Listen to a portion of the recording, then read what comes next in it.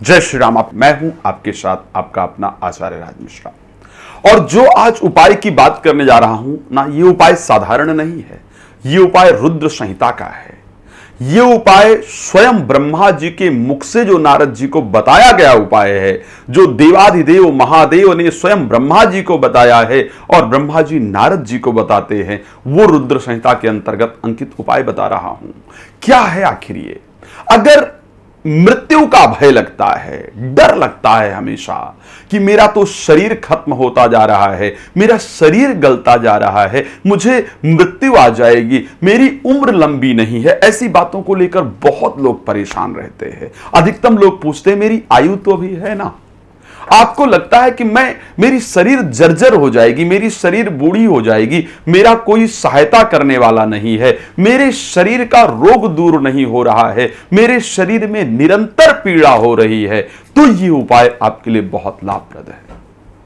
अगर आप बहुत दवाइयां खाने के बाद भी, बहुत प्रयास करने के बाद भी आपका स्वास्थ्य बेहतर नहीं हो रहा है, तो सिर्फ एक दूरबा, क्या आप सोच सकते हैं कि सिर्फ एक दूरबा आपके इन सभी चिंताओं को समाप्त करने के लिए ब्रह्मा जी ने स्वयं नारद जी को यह सुंदर उपाय बताया। क्या करना चाहिए, शिव जी को क्या अर्पण करना चाहिए जिससे शिव जी समस्त रोगों को दूर कर देते हैं, आयु की वृद्धि प्रदान कर देते हैं, जिससे भगवान शंकर आपके पूर्व जन्म के पाप कृत्यों को नष्ट कर देते हैं। आखिर वो क्या उपाय है? वो एक दुर्बा कैसे आपके जीवन को परिवर्तित कर सकती है? मैं तो यहां तक कह रहा हूं आपको कि यदि आपने अपनी हस्तरेखा देख लीजिएगा, मैं बड़ा क्लियर बता रहा हूं, अपनी हस्तरेखा देख लीजिएगा, ये हमारी आयु रेखा है। अगर ये आपकी आयु रेखा कटी फटी है या ये आयु रेखा आपको कमजोर दिख रही है, तो ये उपाय कीजिएगा जो मैं बता रहा हूं। ये उपाय अगर आपकी आयु रेखा को ना बदल दे तो मुझे बताइएगा। सिर्फ श्रद्धा पूर्वक इस उपाय को कीजिएगा, इससे आपकी आयु रेखा बदल जाएगी। और क्योंकि ये उपाय मेरा नहीं है, मैं कौन होता हूं आपको उपाय बताने वाला?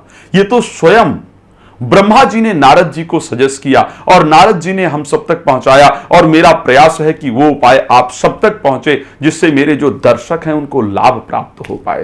तो आखिर क्या है ये उपाय और कैसे करना चाहिए? शिव को वास्तविकता में कैसे प्रसन्न करना चाहिए? शिव हमारी इन चिंताओं को दूर कैसे करते हैं, हमारे आयु में वृद्धि कैसे प्रदान करते हैं, हमारे मन के शोक को दूर कैसे करते हैं, हमारे स्वास्थ्य को लाभ कैसे प्रदान करते हैं, उसके लिए बड़ा सुंदर उपाय है। क्या करना है आपको?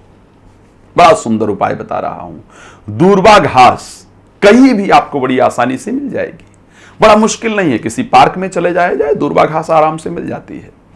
दूर्वा घास को जो ऊपर की, देखिए दूर्वा घास जो ऊपर की जो उसकी कोमल कोमल पंखुड़ियां होती हैं, दूर्वा घास को तोड़ लिया जाए। दूर्वा घास तोड़ते चले जाइए और कम से कम 108 दूर्वा घास को तोड़िए और उन 108 दूर्वा घास को लेकर के सोमवार को भगवान शिव को श्रद्धा पूर्वक जाकर के अर्पण कर दिया कीजिए।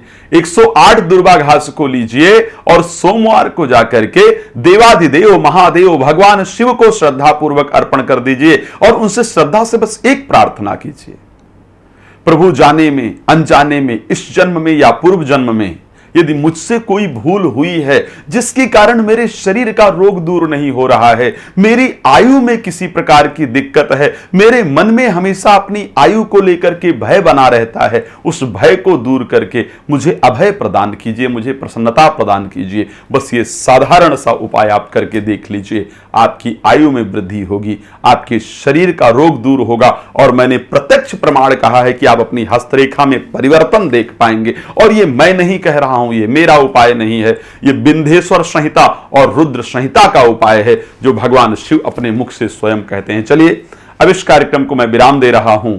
मैं प्रतिदिन रात्रि को 9 बजे और दोपहर को 12 बजे लाइव आता हूं। आप मेरे साथ कनेक्ट हो सकते हैं और किसी प्रकार से कोई कथा इत्यादि कराना चाहते हैं, राम कथा या उसके साथ शिव पुराण इत्यादि की कथा, भागवत कथा, तो आप मुझसे संपर्क कर सकते हैं। अपने कुंडली के बारे में कुछ भी आपको डिस्कस करना है तो आप समय लेकर के मेरे साथ बात कर सकते हैं। जुड़ने के लिए आपका बहुत धन्यवाद। जय श्री राम।